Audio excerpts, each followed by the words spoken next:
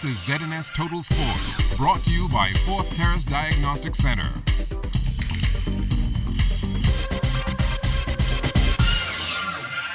Good evening, everybody. Welcome to your Saturday Sports Check. I'm Charles Fisher. Hope you had a great day. The Bahamas men's national soccer team on the sand in quarterfinal play last night against Guadeloupe. A heartbreaking loss for Team Bahamas. Hugh Campbell basketball tournament with 2 more days to go. Tournament scheduling coordinator Reggie Forbes liking how the ball has bounced so far. We are really getting some surprises from some of the Family Island teams, like Abaco Central. Most of the teams that came in from Clement Howard played pretty well. The team from Bimini also made a good showing.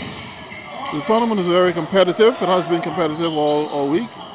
And the billing towards the semi-finals and championship game is still unpredictable to determine which 2 teams are going to emerge to compete for the Hugh Campbell Championship.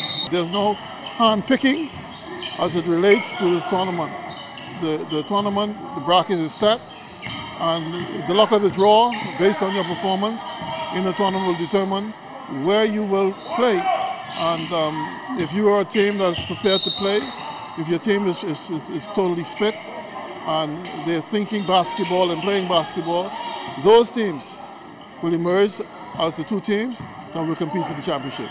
Still on basketball, executives from FIBA, that's the governing body of basketball worldwide, in the Bahamas this past week to meet with the Bahamas Basketball Federation executive, government officials, and sponsors. It's all about the new format that is being put in place to allow the more smaller countries that have been at a disadvantage to qualify for the World Championships and Olympics.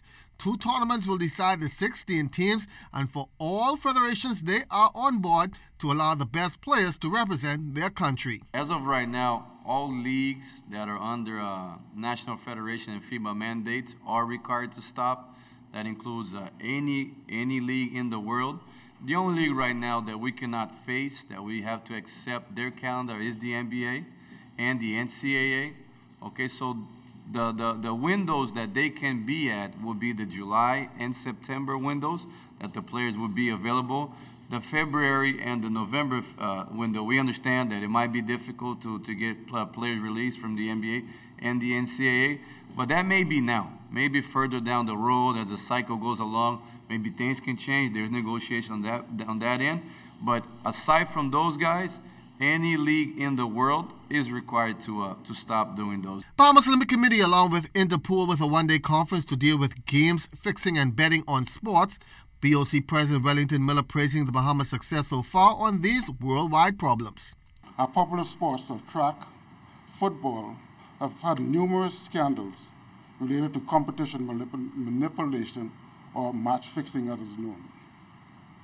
We are grateful to this date that no scandals has emerged in the Bahamian sports in relation to competition manipulation.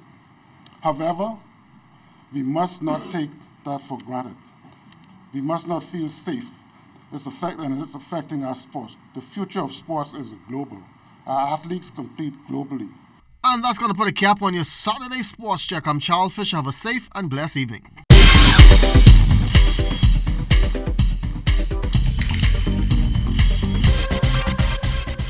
This is